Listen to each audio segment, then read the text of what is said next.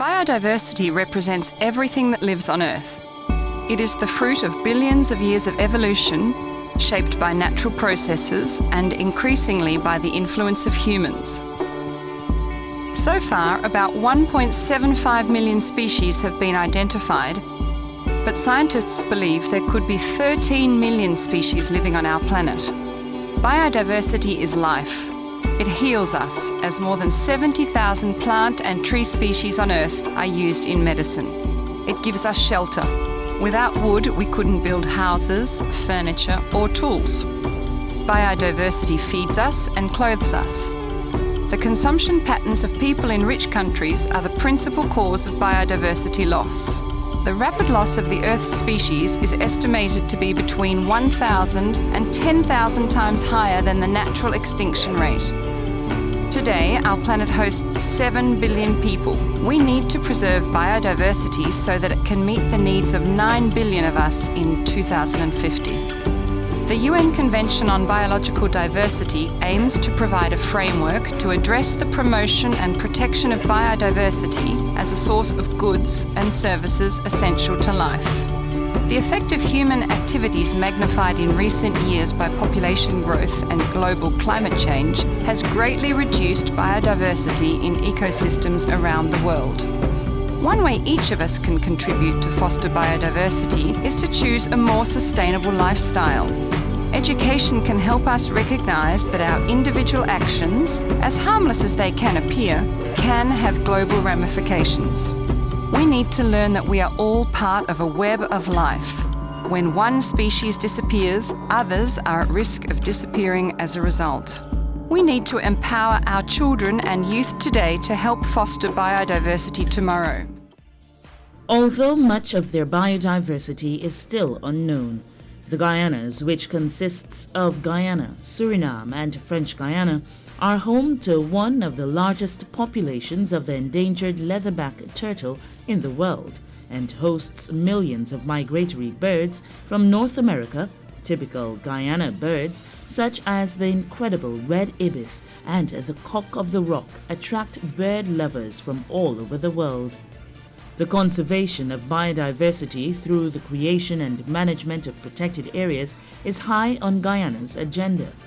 As signatory to the Convention of Biodiversity, the country is looking to achieve 17% protected areas by 2020. This week on Dorado Shines, you will learn more about the country's efforts to protect its biodiversity and the ongoing expansion and development works under the Three Parks Initiative. Protected areas are locations which receive protection because of their recognized natural, ecological, and cultural values. There are several kinds of protected areas which vary by level of protection depending on the enabling laws of each country or the regulations of the international organizations involved. The term protected area also includes marine protected areas, the boundaries of which will include some areas of ocean and transboundary protected areas. Protected areas are a bit misunderstood. A lot of people feel the protected areas is about fences and fines and setting up, armed guards at the boundaries of the protected areas. What protected areas, at least in Guyana, are is places that we feel are special enough that they should be managed to ensure that they're not, converted to some other form of use. So rather than mining or forestry in that particular area, we feel that, or the country feels that those areas represent something special, represent something that's part of our national heritage. Kaieteur National Park is a national park located in the Pataro-Siparuni region of Guyana. The park's boundaries and purpose are defined in the Kaieteur National Park Act and was created to preserve the natural scenery and its fauna and flora. The Kaieteur National Park is Guyana's first legally protected area and the oldest park in the Amazon. Known for the majestic Kaieteur Falls, the area's rich biodiversity ensures visitors are exposed to a highly educational, adventurous, and challenging experience. That area has the falls and has very sensitive ecosystems and habitats that have animals that are found nowhere else in the world. So it's not just special to us, it's special to the globe. Shell Beach, another protected area, is located on the Atlantic coast of Guyana in the Barima-Waini region, near the Venezuelan border. It is a nesting site for 4 of the world's 8 sea turtle species. So it's the only place in Guyana really that has sea turtles nesting, and it's the last large stretch of mangroves on our coast. So whereas from Charity to Quarantine, a lot of the coast has been converted into seawalls and dams. That is the last part of our original coastline that we have left. So it's not really meant to be a place that's locked away. It's meant to be a place that's managed because it's special, and to ensure that Guyanese, whether us that's here now or our children or grandchildren, they have an opportunity to experience these places as they are. Recognizing the scope for tourism in protected areas, the Commission is working closely with stakeholders in the industry to ensure visitors enjoy a memorable experience. We're now putting the finishing touches on the Kaieteur Management Plan, which has a tourism component. And what we wanted to do to start to operationalize this management plan is to conduct a tourism assessment of Kaieteur and the services it provides, and to do that assessment in collaboration with tour operators, the Guyana Tourism Authority, the Ministry of Tourism, and so on. So that is on our agenda for the next quarter of this year. In the meantime, through support from KfW Germany, which is the German Development Bank, we've been able to almost complete a new guest house down at the bottom of the gorge, which is at the point where the overland tourists would start to climb the trail to get on top of the plateau. Germany has assisted us in putting up a new visitor arrival center and so on, and we're collaborating with communities in the North Rupununi, in South Rupununi, in Chinapau itself, which is close to the Kaieteur National Park. We're collaborating with them to produce crafts specific to their particular area. In the case of Kaieteur National Park, which is the premier tourist attraction and gets the most visitors, we have increased the number of staff there, the number of wardens. They function as both wardens and tour guides. So they, in a sense, help to enhance the visitor experience in the park.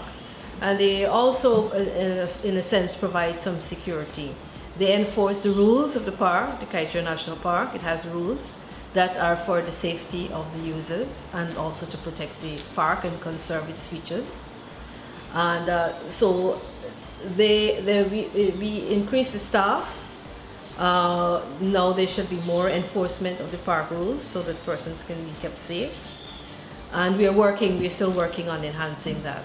In the case of the Kanuku Mountains and Shell Beach, we are still to actually establish a presence on the ground. And they don't have as yet the number of visitors that Kaieteur National Park would have.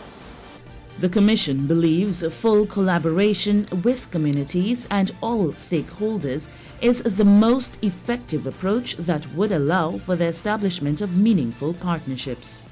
That effort to bring communities, business, and protected areas together is a good example of how we see protected areas, not just as places that are cut off or isolated from development per se, but as engines for development themselves. So it may not be, you know, a big extractive industry in the middle of a protected area, but it would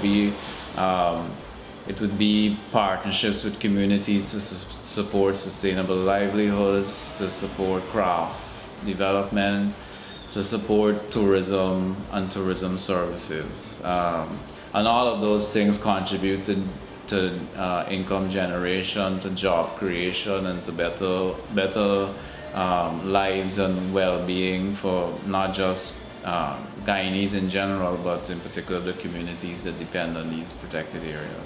The Commission is also looking to communities to play a major role in the development of conservation initiatives for protected areas nearby.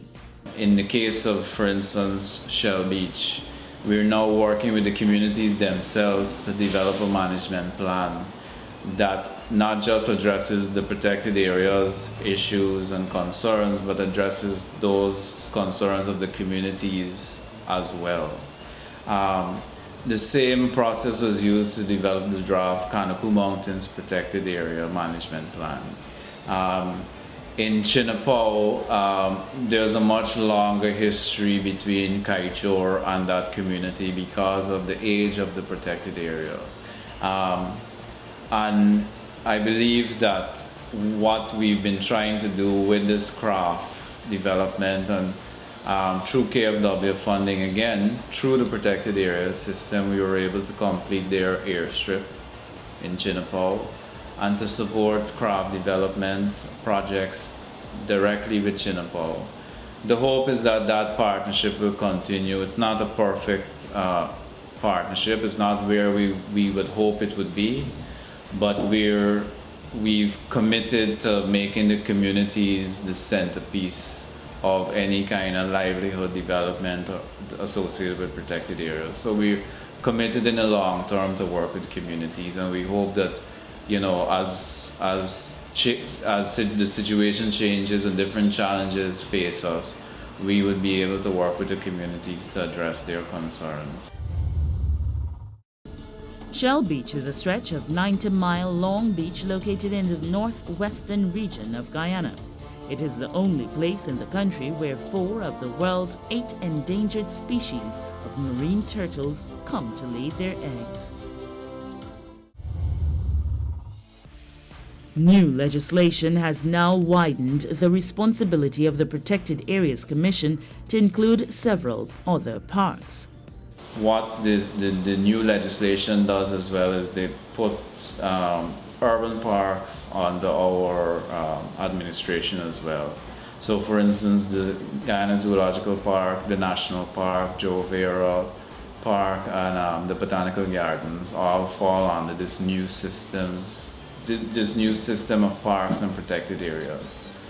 So what we've been trying to do, particularly as we're talking about Biodiversity Day, what we've been trying to do is to strengthen the link between urban parks, where many Guyanese visit and have access to.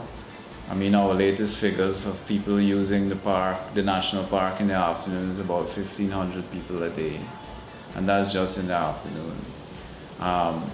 So what we see as an opportunity is using these urban parks to connect Guyanese with these larger ecosystems that are, I mean, a lot of Guyanese see anything beyond Linden as bush.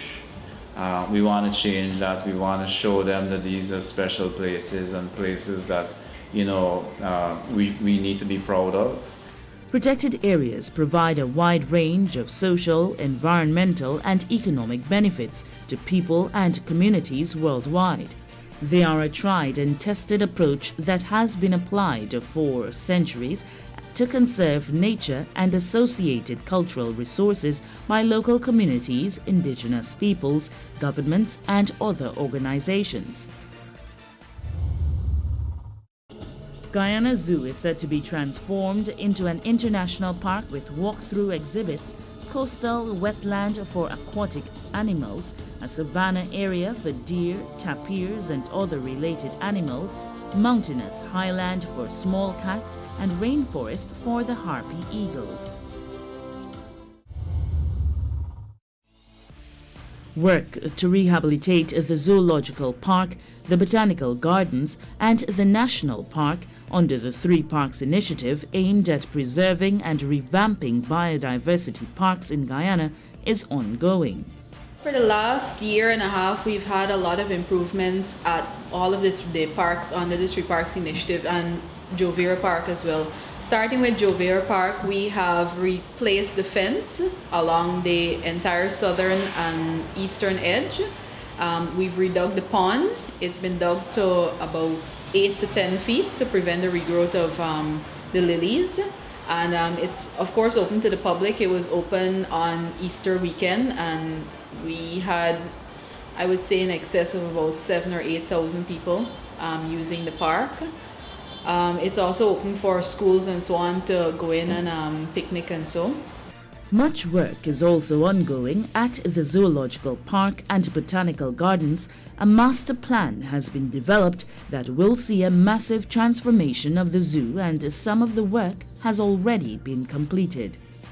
We're moving from an individual cage mentality to a more ecosystem-based enclosure.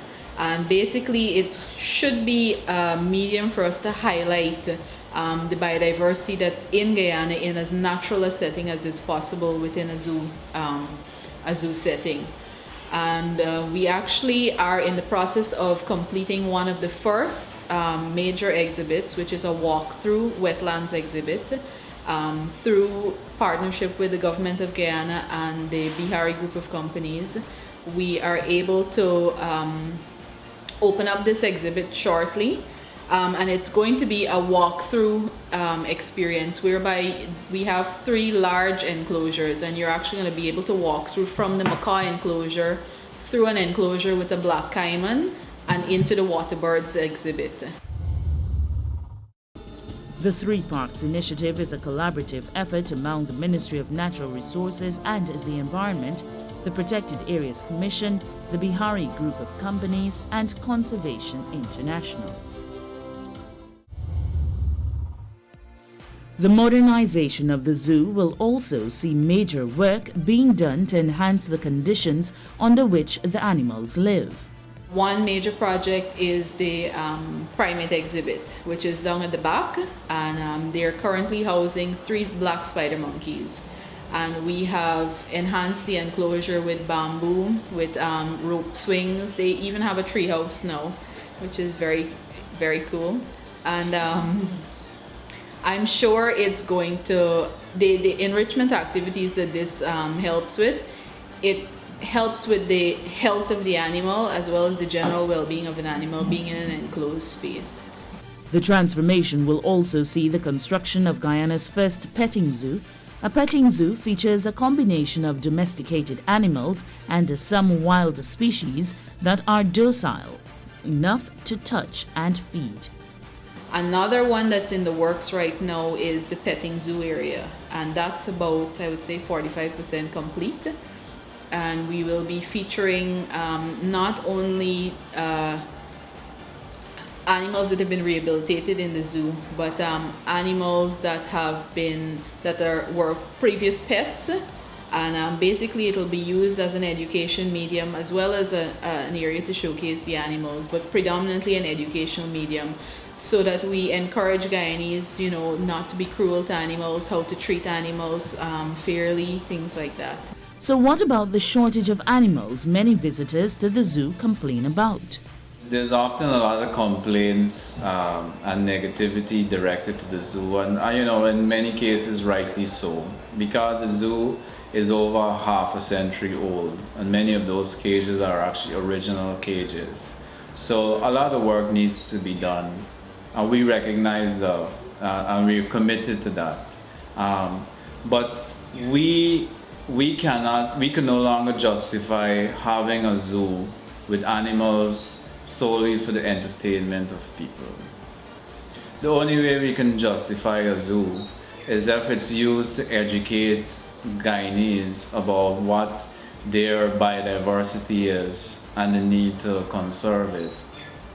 And only through that education will we be able to produce a generation of Guyanese that care not just about animals, that are not just taught about humane treatment of animals and each other, but we'll be able to produce a generation that cares about conservation, about sustainability. The whole idea is to improve the professionalism of the staff, improve the services provided, improve the facilities in each of the parks. At the start of the 20th century, there were only a handful of protected areas in the world. Although many have existed for generations over time, they have been recognized as a mainstay of biodiversity conservation as well as contributing to people's livelihoods. An improvement in service is already evident at the national park, where visitors can see an increased presence of park rangers and ongoing enhancement of the facility.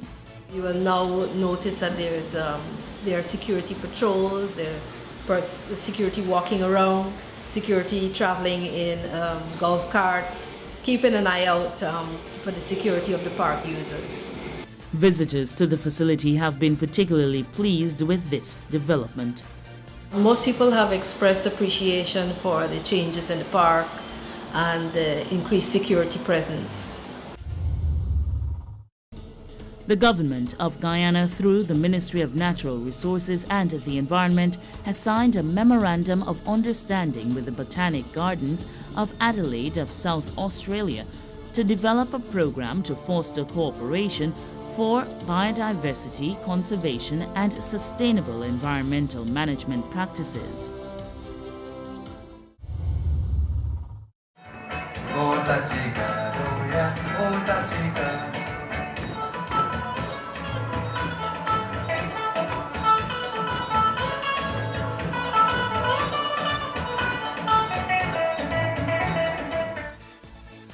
Guyana joined the rest of the world in celebration of International Day for Biological Diversity with a cocktail and reception which was hosted by the Ministry of Natural Resources on May 23.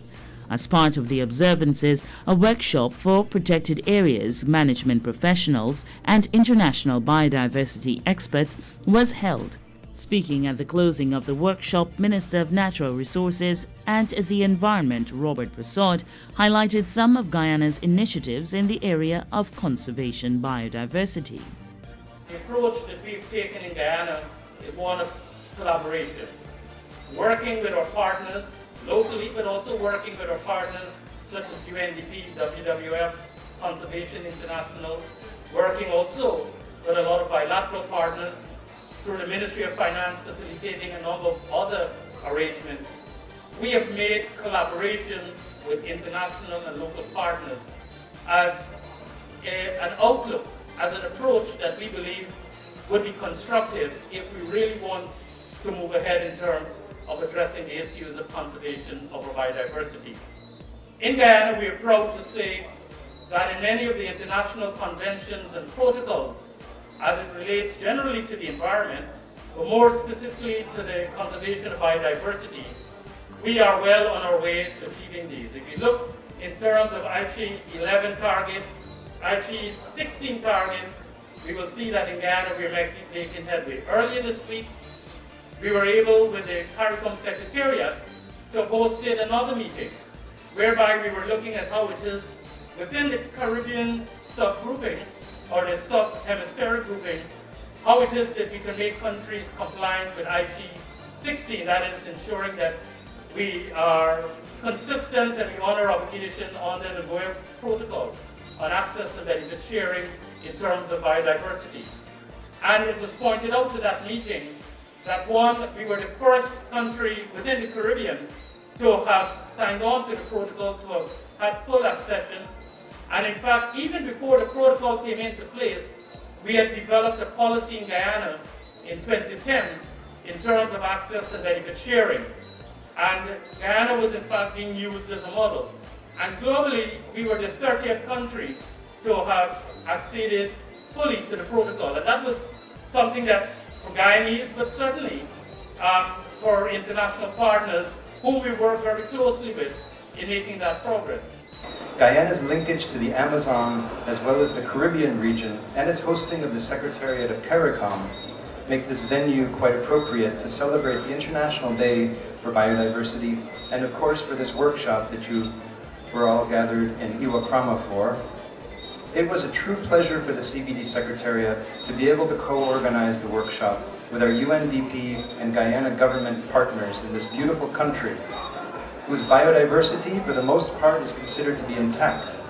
In addition, despite having almost 86% of its total land area covered by forest, Guyana recorded a deforestation rate of less than 0.1% for 2012, an impressive figure. Moreover, Guyana lies at the center of the Guyana Shield ecoregion, which, although it represents a unique and very exceptional part of the planet, its ecosystems remain understudied. Considered one of the regions with the highest biodiversity in the world, it provides unparalleled opportunities for conservation and protected area creation at a scale that is simply no longer possible in tropical Asia or Africa. United Nations Development Programme Resident Representative Khadija Musa reiterated the UNDP's position on biodiversity. UNDP's position in the UN system is uniquely equipped the organization to provide effective support to governments in translating global agreements on biodiversity and ecosystems into national priority and solutions. UNDP's work on biodiversity and ecosystem is now organized in 3 signature programs, each addressing distinct area in which UNDP is providing technical and policy advice to governments and support in accessing financing to achieve measurable results, building on proven best practices and encouraging innovation for development. Prime Minister Samuel Hines reiterated Guyana's commitment to the low-carbon development strategy and the country's efforts to help ease the effects of climate change globally. So the world faces, as a whole, faces some significant challenges now that we are aware of, and our country, Guyana, is ready and repeats its pledge to make its maximum contribution to the world, so that we have a world somewhat like we have known it hitherto. And I want to commend and to extend appreciation to all of you who have come here, and I hope that you will take the message that Guyana is exercising responsibility in managing its territory for the good of the world.